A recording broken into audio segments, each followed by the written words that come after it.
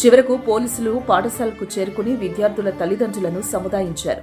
ఈ ఘటనపై సమాచారం అందుకున్న డీఈఓ సోమశేఖర్ శర్మ స్పందించి ఉపాధ్యాయురాలు శిరీషను సస్పెండ్ చేశారు. మేడగారు ఎంటికలు కట్ చేసి ఇంటికి వచ్చి ఏడుతుంటే మేము 50 రూపాయలు ఇచ్చి మరోసారి పడుకుని మళ్ళీ కటింగ్ చేయించుకోవచ్చు శుభ్రంగా వాడుకొని చేయించుకోవచ్చు.